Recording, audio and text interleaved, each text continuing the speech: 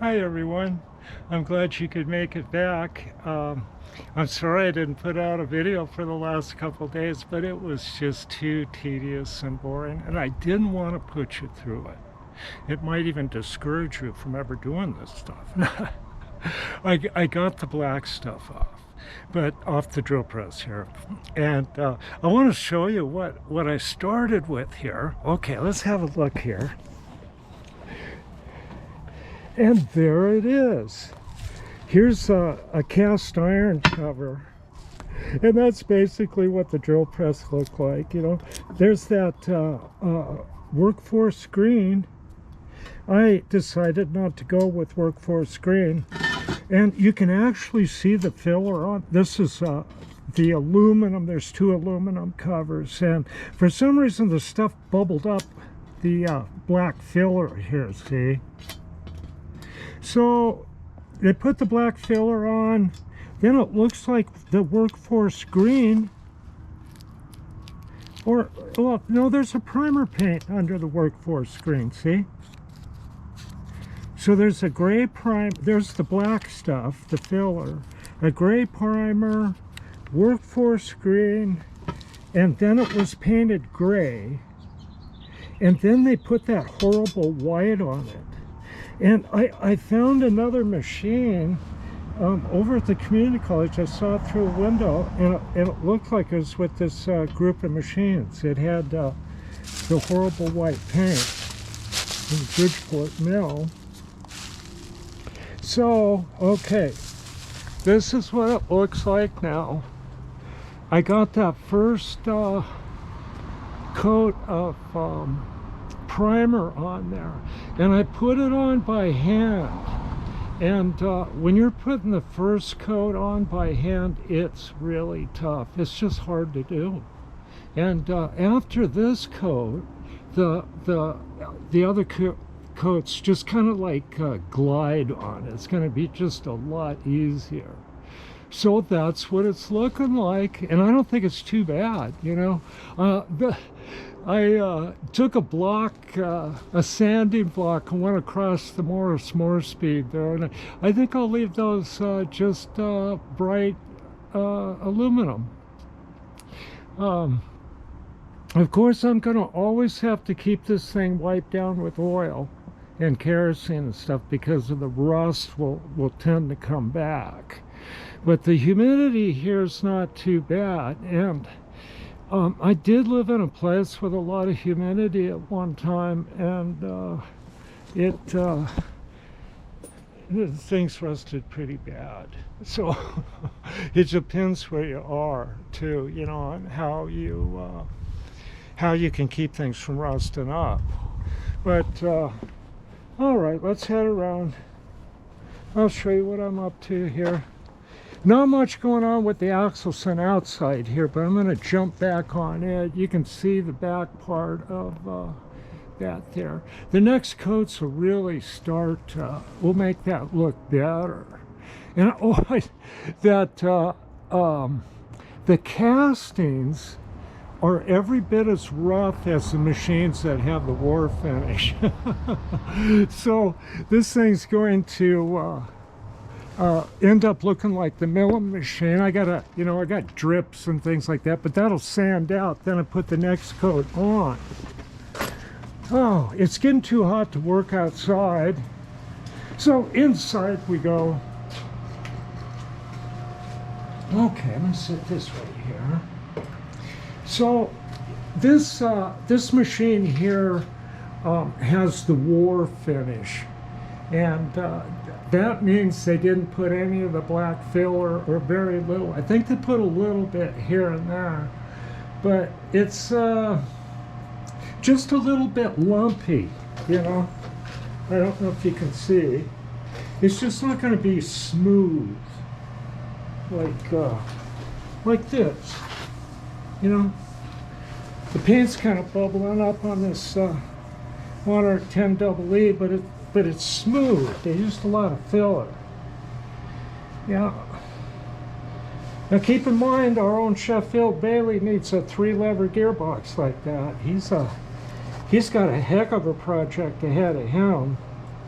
He's got a 30-inch length, one of these, which is real rare. I actually never seen one. Oh, okay.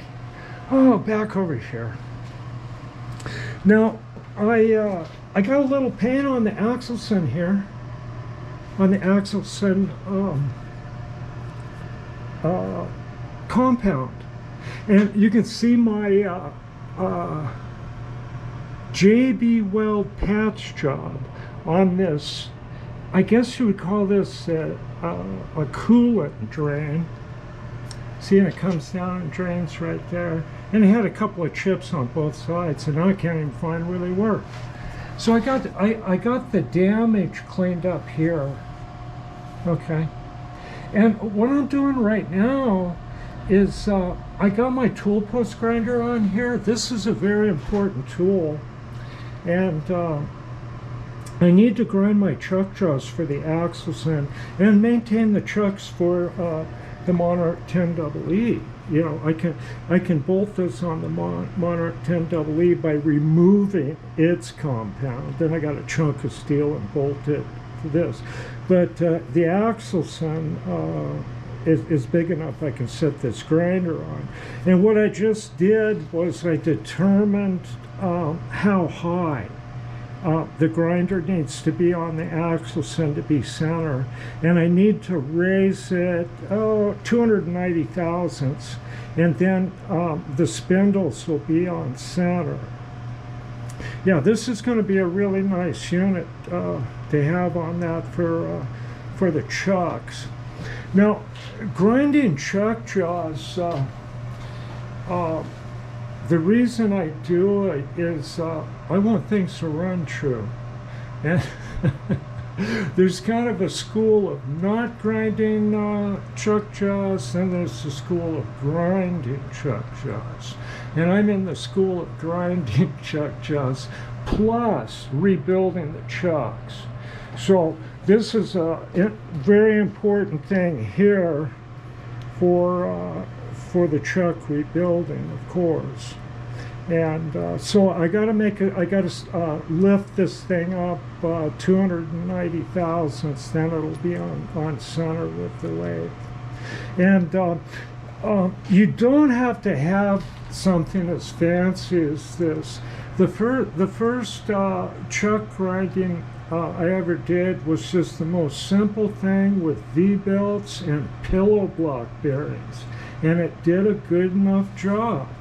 So, you know, this is like going extra deluxe, this thing here.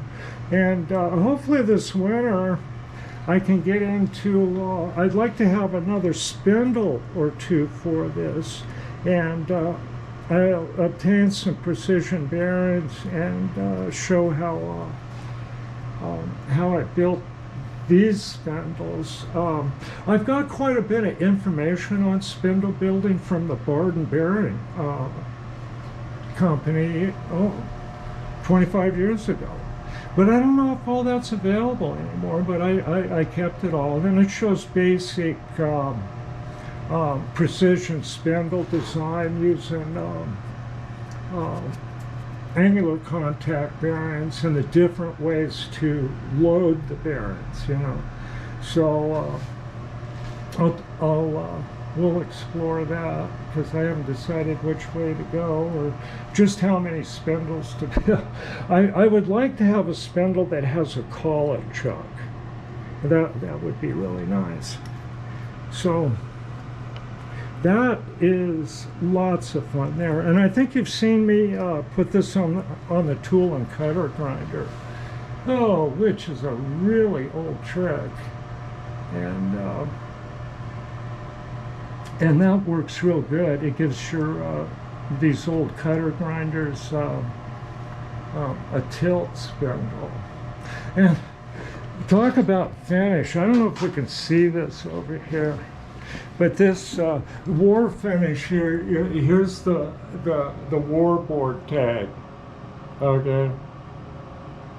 And this Cincinnati here is just really rough. And It didn't have a war finish tag on it, but it has a Navy tag. So it was made during the war, and they just didn't smooth the castings. And that takes a lot of time, smoothing castings, and adds to the cost of the machine tools. I found on YouTube there's a Colchester factory video, and they show a worker applying the black goo. But I actually wished I could have left that stuff on the radial drill, because it did smooth it over, and I think it adds sound dampening. And they put some on the back of the axles and lathe where the noisy gear's off. So I think there's something to that, you know, to the sound dampening of that carbon-based stuff. And I'll show you something here real quick. You can do this with acetylene smoke. But I took some of that carbon stuff and mixed it with oil and rubbed it into the graduations on this antique Lufkin thermometer, micrometer, so I could read it. That's an old trick. You can do it with their calipers and things. Okay. I will come up with some cool things and be back. I gotta cut some metal here pretty quick too. Okay, bye-bye. You have a good day.